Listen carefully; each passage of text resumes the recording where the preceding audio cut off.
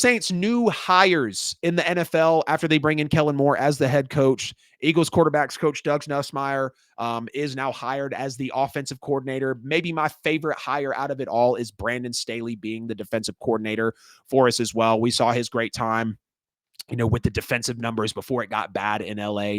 We saw his solid time with, the Niners when he was just with them last season. We, of course, know what he was as the Rams defensive coordinator as well before he was able to go and take over the head coaching position for 3 years with the Chargers. Like I said, assistant head coach last year for, assistant head coach last year for the Niners. And, obviously the Niners didn't have a very solid season, but Brandon Staley is a respected guy in this league. And, when you look at what the Rams were in the year that they won the Super Bowl with Brandon Staley as their defensive coordinator, it was absolutely special. You saw what the Chargers were kind of able to be with Brandon Staley again before it got bad. And I think the Raiders hung 60 plus. It was 63, 65 points. You cannot let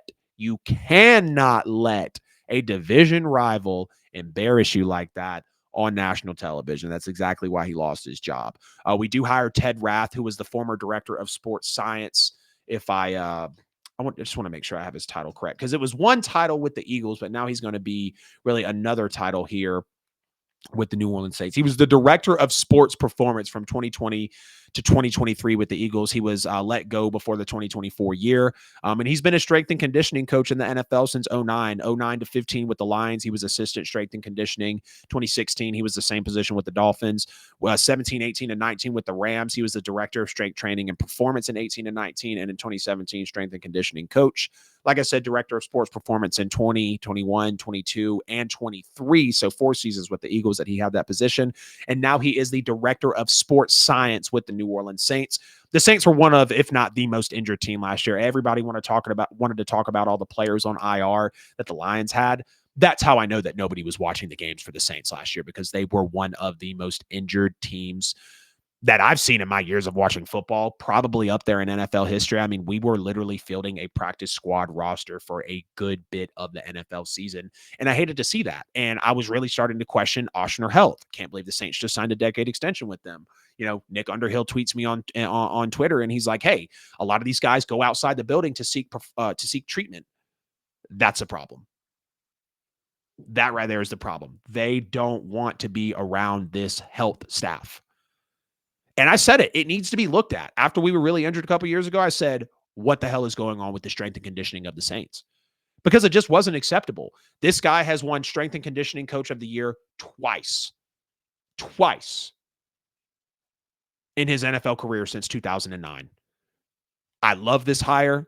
It's one of my favorite ones next to Brandon Staley. TJ Pagnetti, who was the run game specialist and assistant O-line coach. He hasn't specifically been named yet for a staff position by the Saints. But again, when you're able to bring in a gentleman who was helping assist in the run game with Saquon Barkley and helping assist in the offensive line, y'all wanted to get all over me on TikTok and say that, this wasn't correct. You're reaching XYZ. The Saints don't have the players. I know that. I 100% know that. It doesn't mean that us pulling staffers from a Super Bowl winning team who just had one of the best Super Bowl runs of all time doesn't mean that I can't get excited about it. I'd rather pull staffers from the Super Bowl winner than from the team who might have a top 10 pick in the draft. And I know you guys would say the same. So back up a little bit. Let's take a breath. He was the run game specialist and the assistant O-line coach. What were the Eagles really good at doing this year? Running the ball, standing up in the trenches to help Jalen get time. So I'm going to be excited about that. Kyle Wilbur was named as the assistant special teams coordinator. He was the Green Bay special teams quality control coach for the last 2 seasons as well. Obviously we have Darren Rizzi getting out of town. We'll be talking about that in just a second. I want to see who is the Saints special teams coordinator now. Oh, well, it technically still is. It looks like they actually already got him. Did they get him? Did the Broncos already hire Darren Rizzi? I think they did. Didn't they already finalize it? Yep, they already finalized it. They did.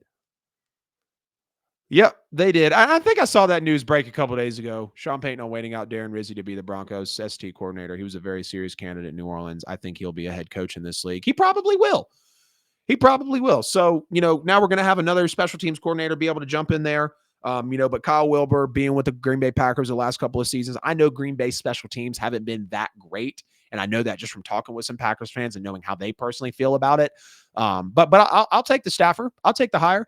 And then Texas DB coach Terry Joseph as the defensive pass game coordinator. I think that's a very solid hire. He actually was able to coach up Jahdae Barron, who won the Jim Thorpe Award in college football, which is the best cornerback award, for the season. So I think that's great, considering that we do have some young guys like an Alante Taylor. If we're able to get a Paulson Adebo back, if we're able to get some more young talent in that secondary, I think it could be great. I am very appreciative of the fact that we did get Terry Joseph, the cousin of Vance Joseph, who is the defensive coordinator.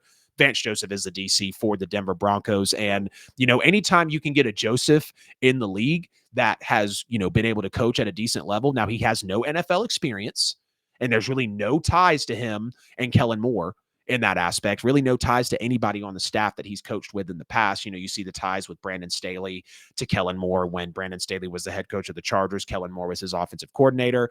Obviously, Ted Rath, comes over from the Eagles. Didn't work exactly with Kellen Moore, but he was aware that he was, and maybe Kellen didn't make the hire, but he was aware that he was with the Eagles when they were a healthy team.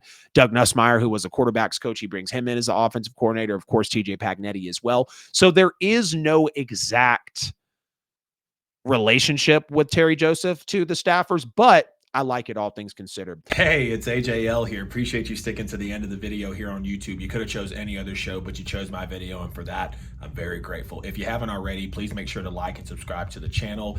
Follow me on social media. Hit the bell on the channel so you never miss a post. Check me out on all social media platforms. Right here, you'll find a chance to subscribe to the show, a related video, and a playlist. See you guys in the next one.